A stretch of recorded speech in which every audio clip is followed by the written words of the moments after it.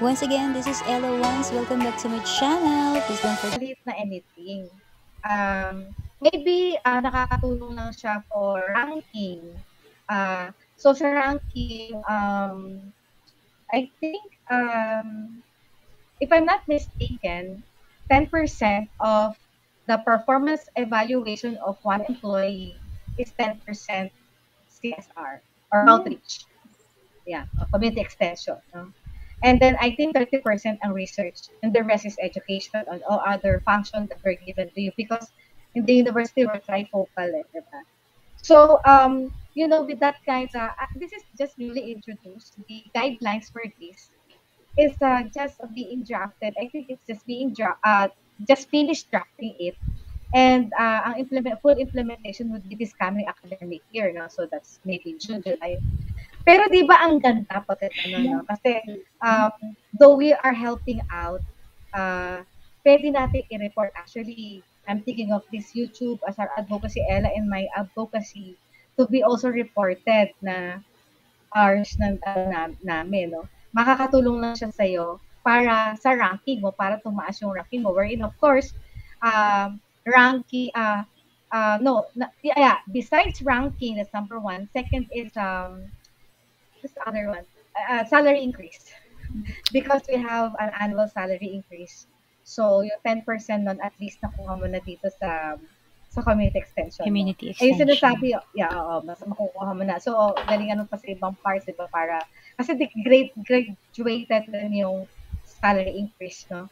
So, halimbawa, across the board, example lang, I'm not saying that this is really the percentage, no? Example lang po. Baka sabihin, baka may nakikinig dito, itulungan ko, no? Kunwari, hypothetical, okay? A hypothetical across the board, you have an increase of 4% of your salary.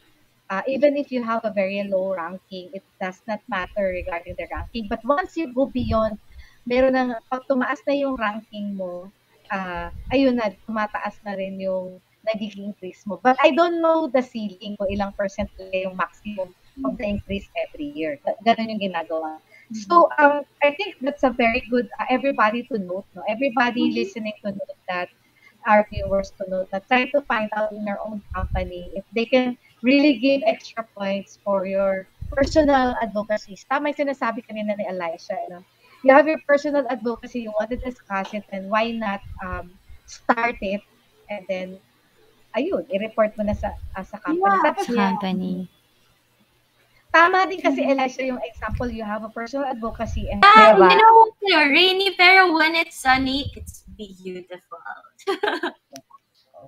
Pero 60% rain yata sila, right, of the time? I think so. But like honestly, when you live there, parang you don't really notice it so much. Kasi it's not like rain in the Philippines na pag rain, like rain talaga. Parang there, sometimes it's just like konting ambon, tapos wala na. Like it's sunny na the rest of the day. So I don't think it's as bad as what everyone says. Okay. So, also to highlight what you talked about statistics, kasi I saw your bio data, you're good into SPSS. Yeah, we believe in data-driven decision making, no? Because Ella and I did the Ashana system. It's there. We have a website where we have about 2 million data there to help businesses, researchers, innovators, inventors to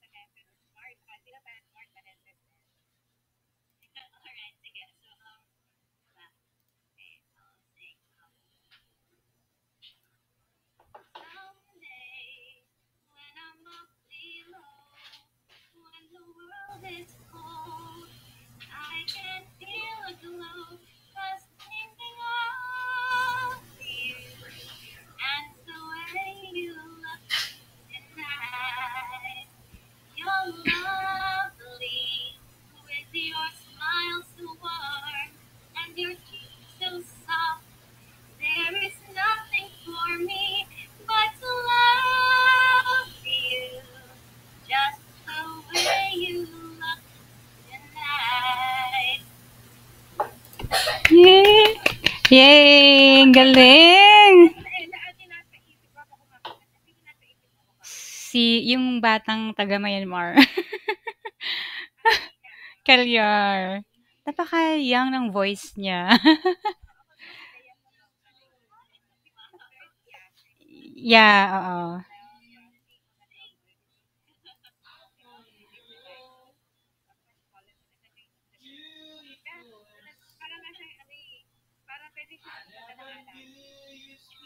Yes. Alam ko yan yung kinanta ni ano, ni Leia. Yung nagpa-Miss Saigon, yung nagpa-Miss Saigon sa kanya. Kahit kaunting lyrics lang.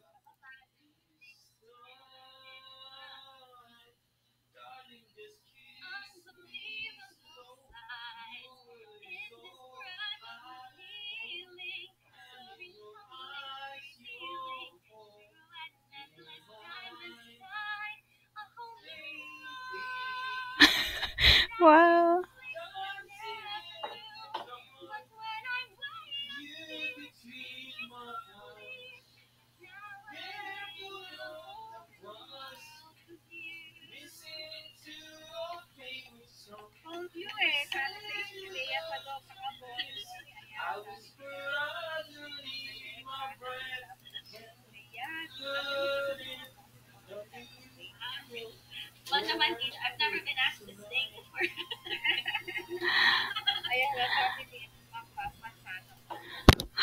Hanap ng clap hands eh. Nahirapan akong maghanap ng clapping hands. Oo. Oo. Oo, ma'am. Naku. Oo, isama na daw sa video. Okay yan.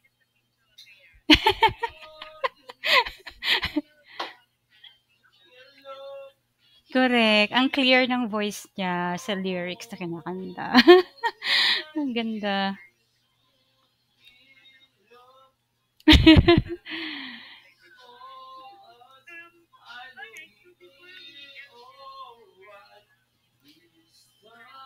Daddy, ang lakas ng boses mo.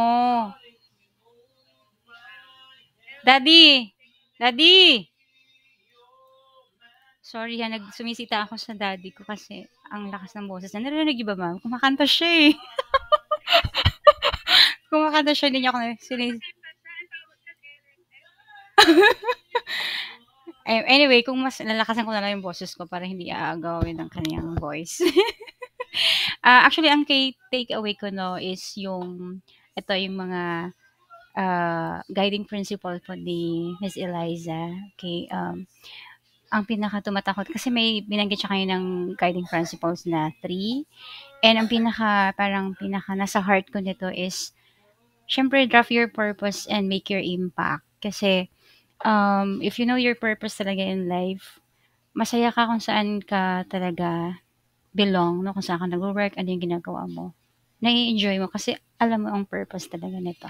And I believe, ma'am, napakadami niyang mga dapat din pong i-mention ko. Pero, kumbaga, I have so much notes po, no, to mention. Kailang, syempre, gabi na ba, Maria?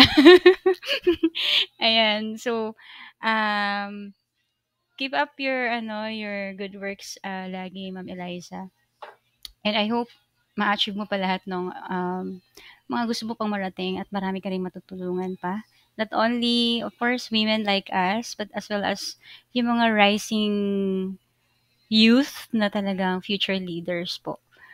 Ayan, kasi ano siya, Ma'am Ria, no? Bukod sa achiever na siya and kaya niya talagang pagsamasamahin yung mga nature of listeners, like professionals man yan. Like you, Ma'am Ria, no? Like professionals or young or students.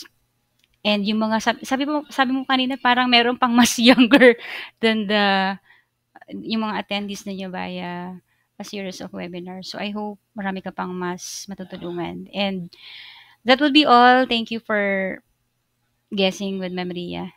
Back to you, Ma'am Ria. It's yours. Yeah, correct. Yes, ma'am.